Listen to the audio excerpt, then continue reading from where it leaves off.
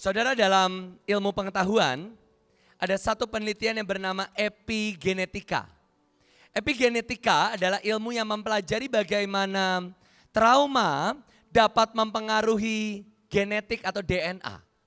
Saudara, bahkan dalam ilmu pengetahuan, walaupun ada banyak teori yang mengatakan bahwa ini juga tidak valid, tapi pengetahuan bahkan meneliti bagaimana trauma dari generasi demi generasi itu bisa mengubah DNA manusia. Saudara, secara yang paling jelas adalah bagaimana orang-orang yang lolos dari Holocaust atau dari kelaparan di Belanda tahun 44 dan 45, anak-anak mereka DNA-nya berubah. Dan yang lebih fatal lagi atau yang lebih ekstrim lagi adalah bagaimana binatang saat orang tua atau di atas mereka mengalami sesuatu stres atau trauma yang sampai itu mengubah sifat mereka, sifat dasar asli mereka. Nah, hari ini saya mau ajak untuk kita belajar tentang apa yang menjadi penghalang untuk kita bisa masuk menjadi the best version. Minta tolong buat mic-nya dikeraskan sedikit kok, tolong kok. Saudara, mari saya undang untuk kita belajar firman Tuhan sama-sama. 1 Samuel 15 ayat 8 sampai 9a. Saudara, ini adalah kisah tentang Saul yang gagal untuk mengeksekusi Agag. Saudara, hari itu situasinya mudah.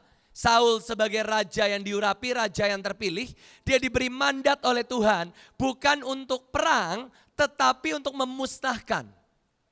Jadi secara perang, Saul sudah pasti menang. Sudah pasti jaminannya. Bahkan kalau menurut saya Saul ini perangnya sembari jalan mundur pun dia tetap menang. Tapi yang menjadi ujian dalam hidup Saul adalah kamu harus memusnahkan sebuah bangsa. Sampai anak-anak, sampai semua binatang kamu musnahkan. Saudara, dalam hidup, saudara itu perlu tahu soalnya apa. Kalau saudara nggak pernah ngerti soal ujiannya apa, hidupmu akan susah. Saudara, saya sedang bicara dengan satu anak, dia ini mau kuliah di luar negeri. Satu hal yang saya tanya, jangan lihat luar negerinya dulu. Jangan lihat masalahnya dulu. Jangan lihat semua kesusahan, biaya, masalah ini, masalah itu. Kamu harus tahu Tuhan mau bicara apa melalui ini. Kalau kamu nggak tahu Tuhan bicara apa, kamu ngambil keputusan apapun, ujungnya kamu salah. Nanti kamu pilih yang gampang salah, kamu bayar salah, kamu pakai cara yang ini salah, itu salah. Karena kamu nggak pernah tahu soalnya apa. Tapi kalau kamu tahu soalnya apa, apa yang mau Tuhan katakan dalam hidupmu, semustahil apapun, itu pasti akan gampang. Saudara, dan hari itu perintah Tuhan kepada Saul sederhana. Musnahkan. Musnahkan. Musnahkan seluruh Amalek dan terutama Raja Agag dan semua keturunannya. Tapi hari itu kita semua tahu ceritanya, Saul dan rakyat menyelamatkan Agag. Dan kita bicara tentang 400 tahun kemudian kita masuk ke dalam kisah Esther. Saudara, Esther atau saya bisa katakan Haman dan Mordekai. Haman adalah keturunan langsung dari Raja Agag. Dan siapa itu Mordekai? Keturunan langsung dari Raja Saul. Saudara, semua pertandingan dan semua trauma, semua raksasa, semua Goliat yang tidak pernah diselesaikan oleh orang tuamu akan engkau hadapi. Saudara, kalau engkau lihat dalam keluargamu ada banyak yang kecelakaan, ada banyak yang kanker, maka engkau harus tahu darah itu juga mengalir di darah. Saudara, kami lagi pemetaan dan saya kaget ada satu anak yang keluarganya nggak ada yang sarjana, nggak ada yang kuliah. Semua tadi saya lihat yang lulusan SMA aja cuma sedikit sekali di tempat ini. Semua S1, Mahanaim itu luar biasa saudara ya. Tapi saya ketemu satu anak seluruh keluarga besar, nggak ada satupun yang sarjana. Satu-satunya yang sarjana siapa? Ya ini satu anak yang masuk Mahanaim Bapak Ibu. Tapi saya sungguh lihat ada kutuk generasi.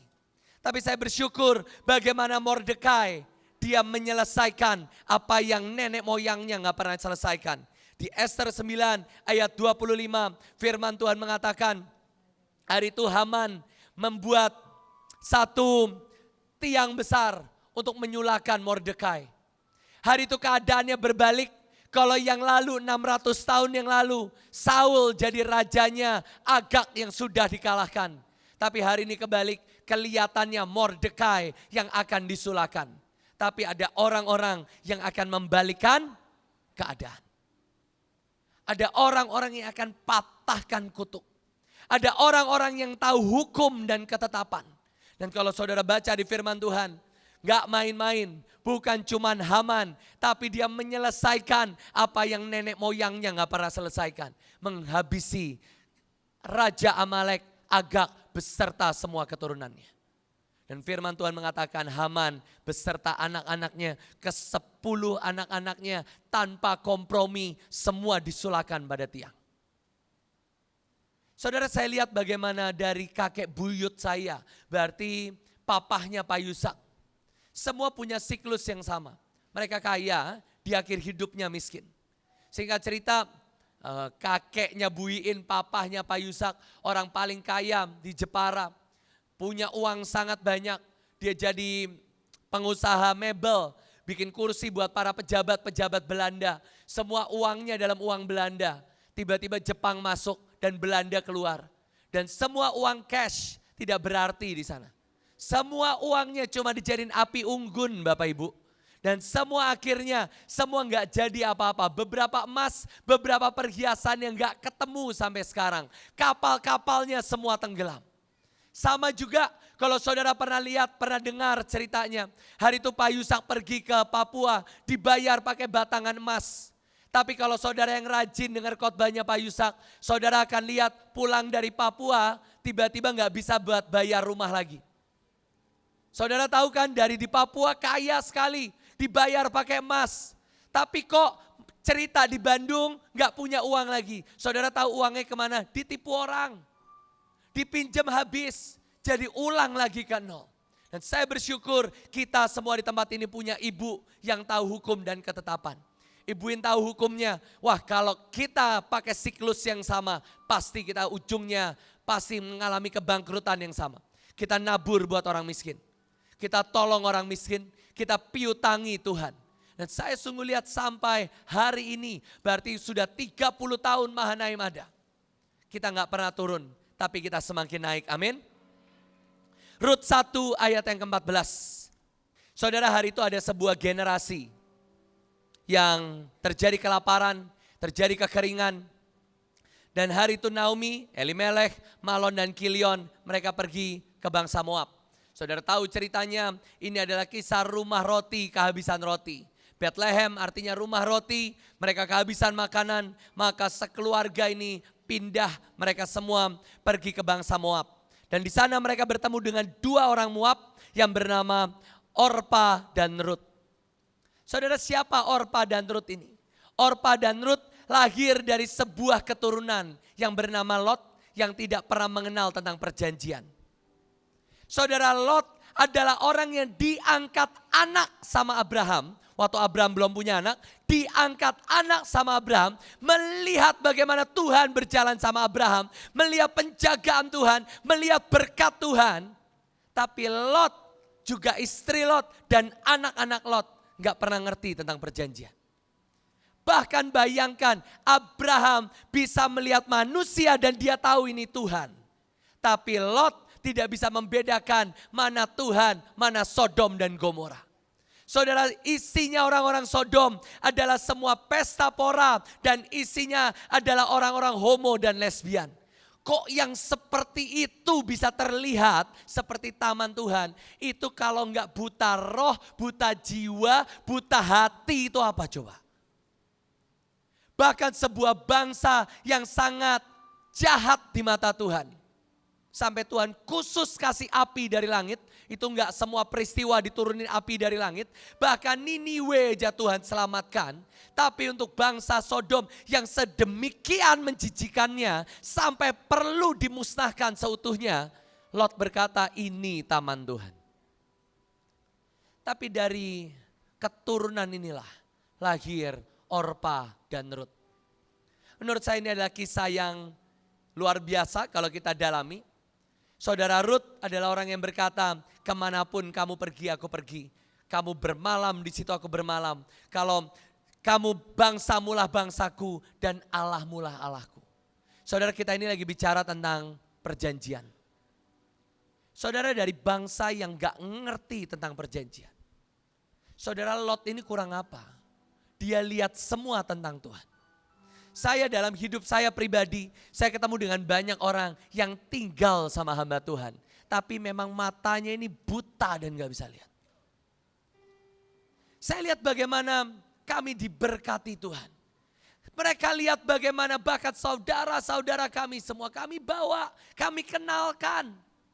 Dan mereka lihat bagaimana berkat Tuhan, bagaimana bahkan di tengah ujian sekalipun, para pemimpin-pemimpin ini tetap berkata, terpujilah nama Tuhan. Tapi saya sungguh lihat ada orang-orang yang memang matanya buta. Mata hatinya buta, mata rohnya buta, mata jiwanya buta. Tapi lahirlah Rut yang berkata, aku lihat ada Allah yang hidup dalam hidupmu. Hari ini memang kamu terlihat seperti janda tua yang miskin, gak punya warisan apapun. Tapi saya tahu ada yang berbeda dalam hidupmu. Hari itu seolah-olah Rut cuman mengikuti seorang manusia yang gak punya warisan apa-apa. Tapi dari rahim Rut lahir seorang bernama Daud. Menurut para rabi, menurut para sejarah, Orpa kembali ke Moab. Dia menjalani kehidupan yang amoral dan dia melahirkan 4 orang raksasa di Filistin. Salah satunya adalah Goliat dari Gat. Waktu Daud, cucu atau buyut atau cicit dari Rut bertemu dengan Goliat. Itu adalah pertandingan ulang antara Rut dengan Orpa. Saudara, semakin kita belajar firman Tuhan, saudara akan menemukan dari Kejadian sampai Wahyu, itu semua cerita yang berulang. Saudara, hari ini apakah engkau siap untuk mematahkan kutuk dalam hidupmu? Saudara, kalau engkau mau jadi yang the best version, maaf mic-nya boleh dikencangin lagi kok. Suara saya Bu yang kurang Bu, bukan mic-nya, lagi serak. Oh digas, Oke. Speakernya kurang. Nah ini menggelegar ya. Oke. Oh turunin dikit kok. Cek. Saudara, kau bisa punya pilihan. Engkau mau kutuk dan semua penghalang itu putus di hidupmu. Atau engkau mau biarkan generasi demi generasi di bawahmu akan rematch, akan berulang. Hari itu Orpa sederhana. Ujiannya cuma ngikut janda yang gak punya apa-apa. Tapi keturunannya harus berhadapan dengan raksasa. Saudara, kalau engkau tidak membereskan semua luka, semua trauma, semua raksasa dan ikatan yang kau punya hari ini, generasi di bawahmu akan ngalamin peperangan yang lebih parah. Saudara, hari ini kita bicara tentang the best version. Bagaimana kau bisa lari ke the best version kalau darahmu aja masih diikat oleh semua trauma dan luka masa lalu. Bagaimana mungkin kau bisa lari ke the best version kalau di darahmu aja masih ada ikatan dalam hidupnya. Saya katakan dalam darah kita mengalir berkat dan kutuk. Dan firman Tuhan katakan pilih berkat atau engkau pilih kutuk. Saudara, kau bisa berkata, ya Pak, gimana Pak, keluarga saya memang miskin Pak, maklum Pak. Pak, keluarga saya ini memang gak ada yang sarjana, memang bodoh-bodoh. Pak, gimana papa saya ini emang gak kerja, papa saya emang miskin. Papa saya gak pernah berlaku seperti seorang ayah. Gimana saya bisa jadi seorang ayah? Saudara, hari ini saya mau katakan, pilih berkat atau pilih kutuk. Kejadian 4 ayat yang ke-8.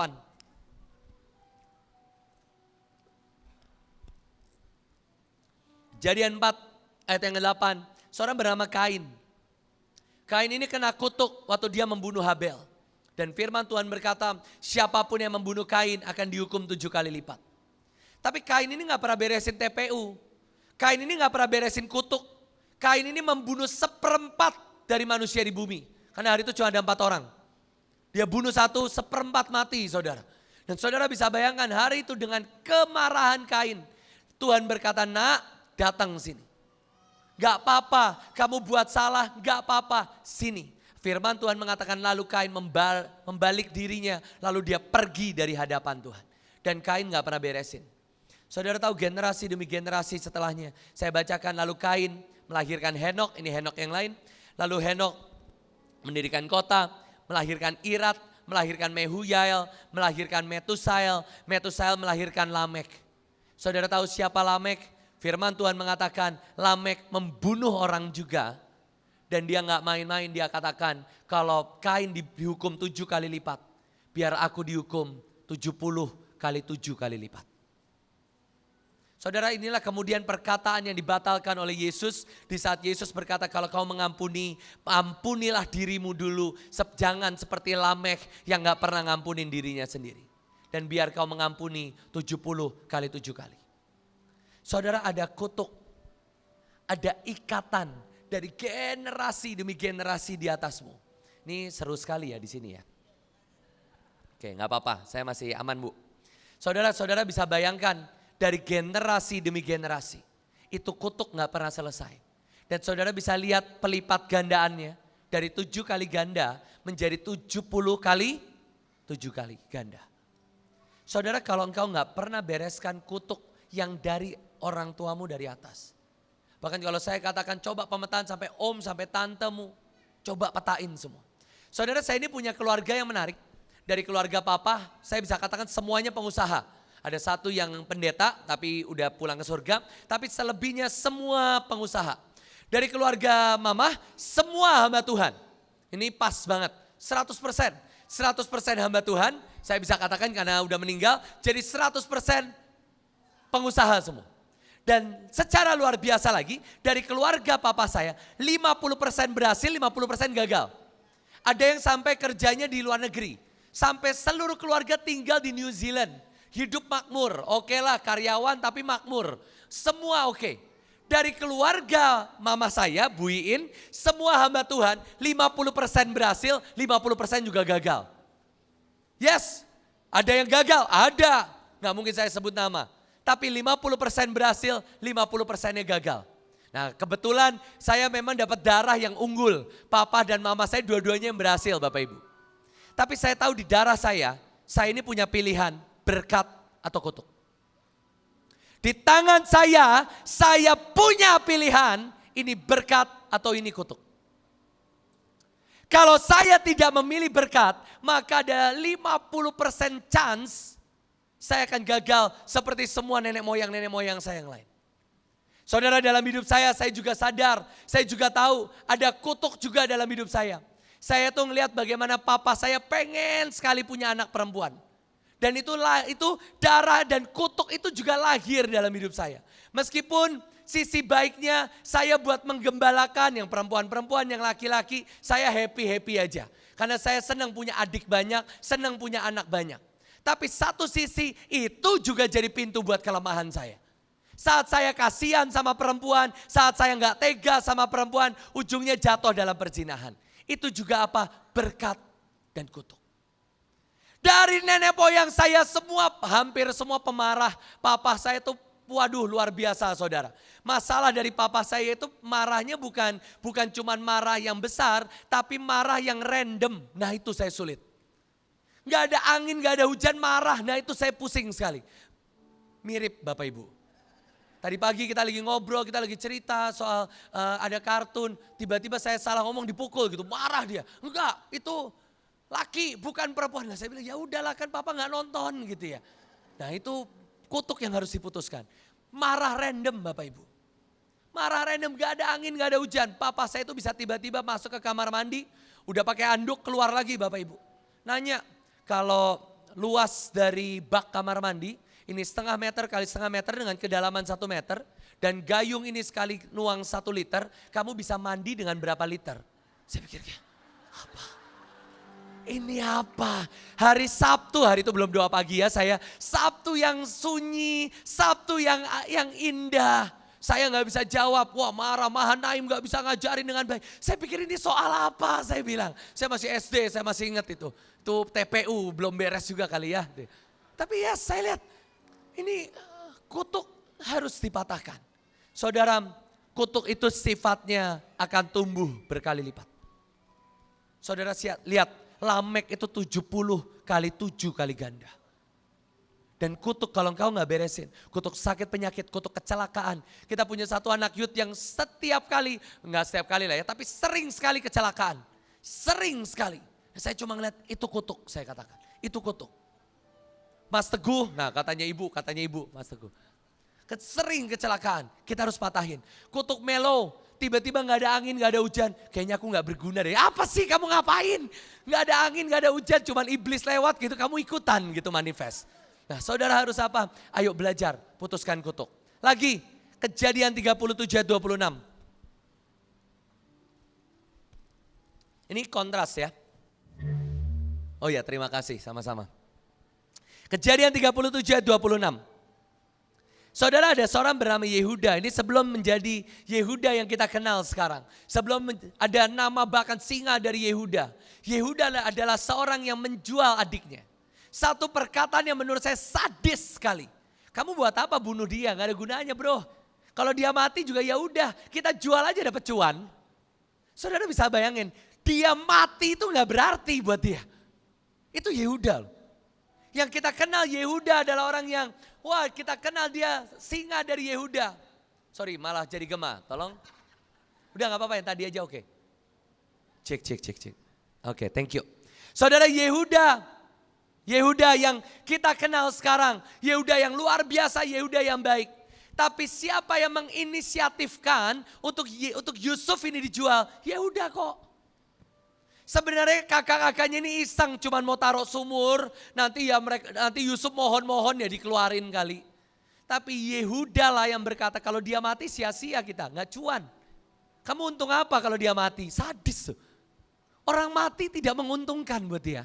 Dan buat dia kita jual aja. Dan saudara tahu keturunan dari Yehuda, ribuan tahun kemudian. Ada orang yang lahir dari darah Yehuda. Dengan memikul nama yang sama, melakukan dosa yang sama. Siapa namanya? Yehuda Iskariot. Pak, kan namanya Yudas? No, nama Yudas adalah nama Yunani dari Yehuda. Jadi kalau saudara bangga namamu Yehuda, itu nama yang persis seperti Yudas. Wah langsung nengok-nengokan, ups, bapak gua salah, suami gua salah. Yes, seperti Yosua dengan Joshua. Itu bahasa Inggris, bahasa Indonesia. Atau Yusa itu bahasa Arab untuk Joshua. Tapi Yehuda dan Yudas itu bahasa yang sama persis. Yehuda itu bahasa Ibrani, Yudas itu bahasa Yunani, Greek. Yudas. Dan saudara bisa bayangkan ada orang dan Yudas adalah dari suku Yehuda. Ada seorang yang namanya sama, lahir dari darah yang sama, melakukan yang persis sama seperti yang nenek moyangnya lakuin. Harganya juga sama harga seorang budak. Saudara bisa bayangkan, itulah kutuk dan selalu ada sesuatu yang berulang.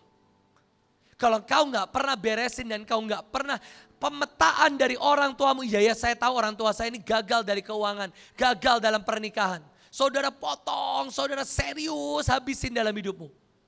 Semua ujian itu akan berulang dalam hidupmu. Dan hari itu Yudas melakukan yang persis sama. Yesus ini kalau mau ditangkap dia bisa hilang. Kita jadiin passive income. Setiap kali Yesus mau ditangkap hilang. Oke, sekarang kita bikin sayembara deh. Yang bisa nangkap Yesus 30 keping perak. Nanti Yesus lepas lagi. Lumayan buat jajan. Toh Yudas seorang korupsi. Memang kutuk keuangan, kutuk kemiskinan di moral itu gak pernah diselesain sama Yehuda. Sampai akhirnya, singkat cerita kita semua tahu Yehuda Iskariot ini atau Yudas Iskariot, dia akhirnya mati gantung diri. Bersyukur Yehuda nenek moyangnya, dia sempat membalikan keadaan. Saudara Yehuda itu ajaib, dia dari jual Yusuf, menurut saya mimpi dan erangan dari Yusuf adiknya itu membuat dia gak bisa tidur. Bertahun-tahun dia cuma berkata Tuhan ampuni aku, ampuni aku. Bertahun-tahun dia cuma diteror dengan semua trauma. Sampai akhirnya waktu dia ke Mesir dan Benyamin mau diambil. Dia berkata jangan, Kejadian 44, biar aku aja. Kalau dulu dia jual orang, sekarang dia tanda kutip dia jual dirinya sendiri gantiin orang lain. Saudara kemudian sikap inilah yang diambil Yesus. Sampai Yesus berkata, aku juga keturunan Yehuda. Sifat aku aja. Jangan jual orang lain, jangan bunuh orang lain, aku aja. Saudara, saya bisa lanjutkan, ada Daud yang kutuk demi kutuk itu mengalir, Yoab, saya bisa katakan sampai Elia, kalau saya bisa panjangin lagi. Elia itu gak pernah nyelesain tugas. Elia itu disuruh menuntaskan sampai semua Isabel harus dibunuh, dia gak bisa selesain kok. Tapi memang akan ada orang-orang yang dia pilih untuk putusin kutuk itu. Saudara, kalau saudara baca, Elia gak pernah nyelesain. Bahkan ngurapin aja dia gak. Harta firman Tuhan mengatakan biar semua yang luput dari pedang Elia, akan ada pedang Yehu, pedang Hasael, ada pedang Elisa, urapin mereka semua. Itu pun gak dilakuin sama Elia. Tapi akan ada orang-orang yang akan menuntaskan. Bilang ke kiri kanannya, akulah orang yang akan menuntaskan. Saudara, hari itu Elia gak menyelesaikan. Tapi hari itu Elisa memanggil satu dari rombongan Nabi, 2 Raja-Raja 9 ayat 1. Dan dia berkata, cari Yehu, urapi dia. Dia adalah cucu dari raja yang jahat, gak apa-apa Tuhan mau pakai dia, urapi dia. Dan saudara, hari itu Elia berpikir untuk bunuh Isabel susah. Saudara tahu semua ceritanya ya, supaya persingkat. Hari itu Elia berhadapan dengan Nabi Baal, dia potong 350 Nabi Baal. Tapi dia gak pernah bisa menghadapi Isabel. Isabel berkata, aku bunuh kamu sekarang Elia, tak kejar kamu. Dan Elia ketakutan, aduh Isabel ini jahat. Dia pernah bunuh Nabot, dia bisa politik, dia nguasain semuanya. Aku takut. Tapi saudara tahu gimana cara Yehu mengalahkan Isabel? Cuman pakai ditunjuk, jatoin. Isabel jatuh dari menara, gak pakai perang. Bahkan saudara tahu yang lebih sadis lagi, Yehu ngelihat mayatnya aja enggak, jatoin. Dia jatuh, Yehunya naik makan, dia turun mayatnya udah hilang, dimakan anjing. Saudara lihat, tugas kita cuman apa? Angkat pedang, tunjuk semua lawan. Dan saudara, kalau saudara baca di firman Tuhan, sampai Ahab matinya kenapa? Anak panah nyasar. Elisa gak ngapa-ngapain. Elisa cuma mau taat, Yehu cuma mau taat, Hasael cuma taat. Panah ditembak, arahnya ke sana ketiup angin, nyangkut ke pohon, jatuh apa, kenanya ke Ahab juga. Saudara, hari ini jangan takut untuk kita hadapi semua luka dan trauma. Hadapi dan perangi dengan serius. Saudara, sampai akhirnya keturunan Ahab, seluruh keluarga Ahab dimusnahkan sama Yehu. Firman Tuhan di 2 Raja-Raja 10 ayat yang ke-11. Dan semua orang besar, semua orang-orang dari keluarga Ahab, semua dihabisi sama Yehu. Susah enggak? Enggak. Tugasnya apa? Lakuin yang Tuhan mau. Saudara jangan berkata, Pak, keluarga saya semua miskin, saya pasti miskin juga. Kalau saudara lakuin yang Tuhan mau, saudara cuma tunjuk kemiskinan mati di hadapanmu. Saudara cuma tembak anak panah, kelihatannya gak tepat sih, tapi anak panahnya direkayasa Tuhan kena. Kalau saudara lihat seluruh keluargamu kok gak ada yang kenal Tuhan ya. Tapi saudara berkata enggak, aku akan break kutuk ini, aku akan bisa. Saudara akan lihat anak panahnya kena pokoknya ke semua roh kemiskinan, semua roh perzinahan, semua roh tidak takut akan Tuhan. Bagian saudara apa? Lepaskan aja anak panah. Bagian saudara tunjuk aja semua sakit penyakit, tunjuk aja semua kemiskinan, tunjuk aja semua ilah-ilah yang lain. Dagon aja nyembah sendiri kok. Coba saudara lihat sama-sama. Esau kehilangan hak kesulungan. Esau kehilangan hak kesulungan. Tapi ada orang-orang yang ngerti tentang perjanjian. Di situ ada Kaleb dan di situ ada Triwira dari Daud. Mereka adalah orang-orang yang berkata, boleh ayatnya sebarin di next saja. Selama di cerita ini, saudara bisa lihat bagaimana aku memutuskan ada ladang kacang merah. Kalau orang tuaku, kalau nenek moyangku menjual hak dan berkat kesulungan cuman pakai 1 mangkuk. Sekarang aku punya 1 lahan, gak ada susahnya aku jaga lahan ini. Saudara, yang namanya rematch itu selalu lebih berat. Yang namanya tanding ulang itu selalu lebih berat. Makanya kalau bisa tuntaskan di generasi kita Bapak Ibu. Selesaikan. Saudara, ada banyak janji, ada banyak nubuatan, ada semua yang dari Nenek moyang kita itu yang pegang tentang pengurapan dan janji Tuhan dari zaman Bahtera awal-awal. Itu semua harus kita kawal dalam nama Yesus. Biar semua janji Tuhan jadi di zaman kita. Gak usah sampai nunggu Elion punya cucu lagi. Kelamaan Bapak Ibu. Gak usah nunggu sampai Archie pacaran. Gak usah Bapak Ibu. Kelamaan. Biar di zaman kita lihat lawatan besar. Amin. Kita lihat lawatan besar. Tapi di sisi yang sama, sekali lagi ada berkat dari generasi. Saudara, hari ini kita sedang belajar tentang bagaimana saudara ikat perjanjian. Maka saudara terima berkatnya. Saudara, kalau keturunan di atas, saudara suka nggak suka kutuknya lahir, kutuknya masuk. Tapi yang ajaib dan luar biasa dari berkat, dari saudara ambil dari orang lain, kutuknya itu jarang turun. Cuman berkatnya yang turun. Kalau saudara ngomongin, kutuknya malah turun. Kalau saudara ngutukin, kutuknya malah turun. Tapi kalau saudara berkatin, saudara malah cuma terima berkatnya. Cuman terima. Coba kita belajar sama-sama. Yosua 2 ayat yang ke-18. Suatu kali ceritanya, Yosua mau masuk ke Yeriko, tanah Kanaan. Yosua mengirim 2 orang pengintai. Bukan Yosua dan Kaleb ya, bukan. Ini 2 orang yang gak tahu namanya siapa. Saya ulang sekali lagi, kita gak tahu nama 2 orang ini siapa. Di Alkitab gak ditulis. Dan 2 orang ini bertemu dengan seorang pelacur yang dia ini rumahnya nempel sama tembok. Jadi waktu 2 pengintai ini datang, jendela pertama ya rumah perempuan ini. Dan singkat cerita, perempuan ini dengar tentang Tuhannya Israel. Dan gak seperti Lot, perempuan ini ajaib. Perempuan ini bilang, hei kamu 2 orang pengintai, ikatlah perjanjian dengan aku. Saya suka sekali, dia itu pakai benang kirmisi. Nah, ibu ini lagi suka ngomong tentang pakailah jubah sebanyak mungkin. Pakailah jubah berlapis-lapis. Menurut saya benang kirmisi ini melambangkan jubah yang dia terima. Kamu kasihin aku jubah, jubah benang kirmisi, jubah pengampunan. Aku bukan lagi pelacur, aku bukan lagi orang Yeriko. Aku ini orang yang ditebus oleh darah Yesus. Darah anak domba, belum ada Yesus hari itu ya. Belum lahir ke bumi maksudnya. Tapi hari itu Rahab mengikat perjanjian dengan 2 orang yang kita nggak tahu namanya siapa. Singkat cerita, Yeriko runtuh dan memang bencana itu bisa memilih dari semua tembok yang runtuh, rumahnya Rahab nggak runtuh. Meskipun rumahnya itu nempel sama tembok kata Alkitab, tapi temboknya direkayasa, rumahnya aman. Rumahnya aman. Nah, makanya saudara itu harus ngurapin rumah karena semua yang lain bisa terjadi, rumahmu aman. Itu banyak ceritanya di Alkitab. Nah, singkat cerita, rumahnya Tante Rahab ini aman. Dia mengikat perjanjian dan dia pakai jubah tali kirmisi. Nah, kita lanjut. Kemudian cerita apa yang terjadi? Saudara, kemudian Rahab menikah dengan seorang pria bernama Salmon. Siapa itu Salmon? Salmon itu adalah ketua dari suku Yehuda. Saya mau ulang lagi. Saudara, Rahab itu mengikat perjanjian kepada 2 orang yang kita nggak tahu namanya.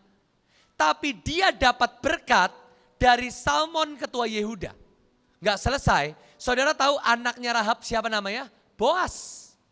Siapa itu Boas? Buyut dari Daud. Dia melahirkan Isai, Isai melahirkan Daud. Dari Daud lahir juru selamat Yesus. Saudara, waktu engkau ngikat perjanjian dengan manusia, saudara pikir saudara dapat berkat dari 2 pengintai. Enggak. Saudara dapat berkat dari yang maha tinggi, dari yang atas. Saudara, banyak orang itu ngikat perjanjian dan dia pilih-pilih. Oh, yang ini nih keuangannya gak bagus, saya gak mau. Yang ini khotbahnya gak bagus, saya juga gak mau yang ini. Saudara, kau ini sama jeleknya tapi pilih. Nah, itu memang orang Mahanaim tuh kadang-kadang gitu ya. Oh, yang ini jelek mukanya, saya gak mau, nanti saya keturunan jelek bu gitu. Yang ini susah ini, yang ini kurang bagus. Saudara, tapi waktu engkau mengikat perjanjian dengan Tuhan melalui manusia, berkatnya bukan dari manusia, berkatnya dari Tuhan. Saudara, tali kirmisi dan jubah yang diberikan itu dari 2 orang pengintai yang gak tahu namanya siapa. Dan gak ada ceritanya juga sebenarnya. Tapi berkat yang diterima oleh Rahab yang pakai jubah itu berkatnya dari ketua Yehuda. Berkatnya melahirkan juru selamat. Mari kita lanjut lagi. Ini cerita yang saya suka Bapak Ibu. 1 Samuel 24 ayat 5 sampai 6. Hari itu Daud memotong jubah yang ada tainya.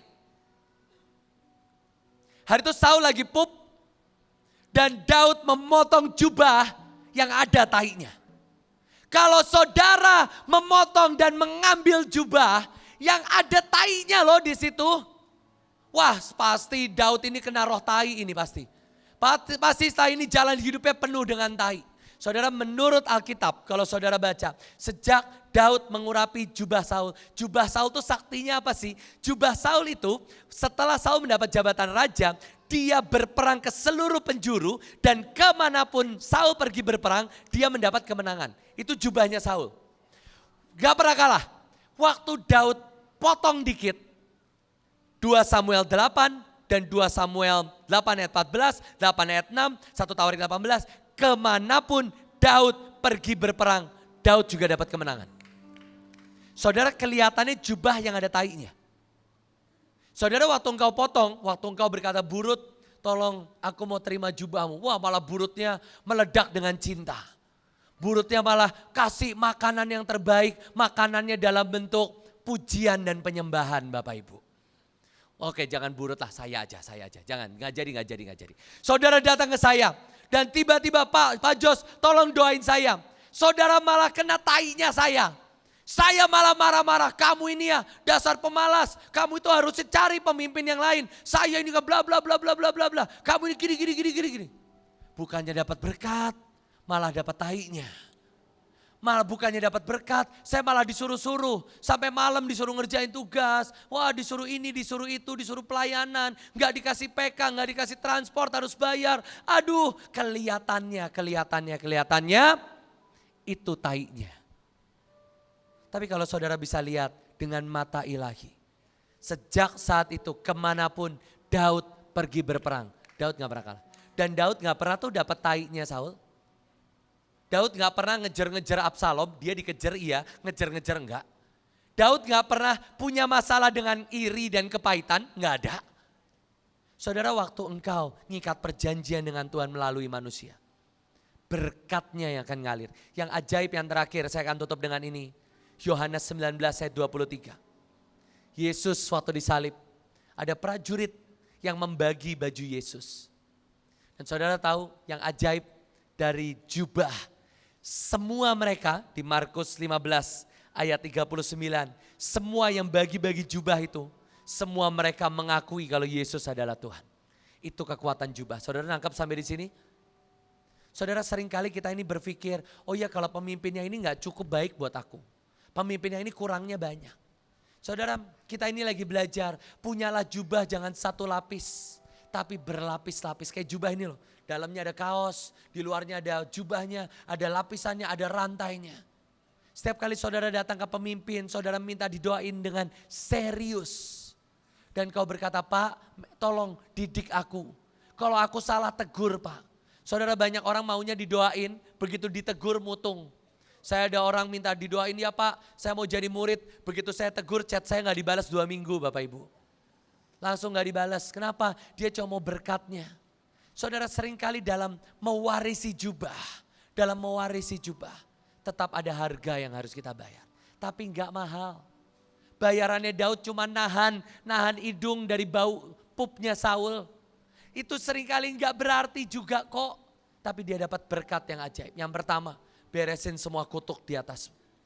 Beresin semua kutuk, pemetaan ulang. Saya lagi bilang ke semua yang di bawah, ayo pemetaan ulang.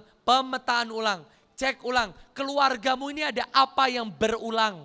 Kemiskinan yang berulang, kebangkrutan yang berulang. Sakit penyakit yang berulang, apa yang berulang? Iman yang hancur yang berulang, roh kegilaan yang berulang. Suara-suara apa? Petain. Dan kau harus beresin. Suatu hari pasti kamu ketemu dengan semua Goliat ini.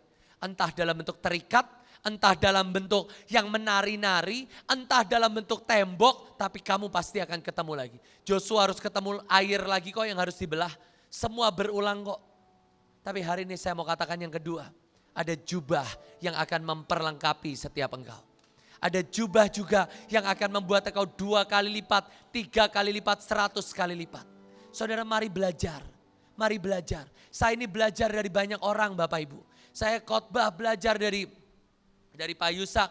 Saya tentang mengenal Tuhan belajar dari Pak Yusak. Kalau khotbah dari Pak Agung. Saya mengenal tentang hati Tuhan pasti dengan Ibu. Saya punya waktu, kalau di GWR, kalau ini benar-benar ketemu ibu, handphone tuh taruh. Kalau saya bisa titip handphone ke waitress, saya titip ke waitress. Itu ada 20-30 chat, saya bilang semua bisa menunggu. Tapi ini saya mau dengerin dulu, kita mau ngobrol dulu. Handphone nanti belakangan. Saudara, apakah engkau membiarkan engkau dididik dan engkau dimentori? Apakah engkau membiarkan dirimu punya, bukan mengkoleksi ya, kalau koleksi itu cuma ditaruh. Apakah engkau membiarkan hidupmu diliputi oleh jubah demi jubah demi jubah. Dan izinkan engkau dididik dan biar kau terima semua yang terbaik. Mari angkat tanganmu di hadapan Tuhan sama-sama. Setelah ini akan dilanjutkan sama Bu Lydia, tapi mari angkat tangan sama-sama. Tuhan kami terima Tuhan, warisan yang terbaik. Kami siap dididik Tuhan. Kami siap ditegur Tuhan. Kami siap Tuhan untuk kami dapat semua warisan. Untuk kami dapat semua jubah dan ajari setiap kami Tuhan. Ajari setiap kami Tuhan. Ajari setiap kami Tuhan. Dan kami juga mau potong. Yuk mulai bahasa roh, mulai bahasa roh. Hokora para sakanan. Semua yang kami sadar, semua yang kami gak sadar. Semua yang kami tahu, semua yang kami gak tahu. Buat keturunan di bawah kami. Shekenarabara sakanarabaraso. Semua kutuk kemandulan, kutuk gak menikah. Semua kutuk kemiskinan. Semua kutuk kegilaan, aku patahkan di dalam nama Yesua.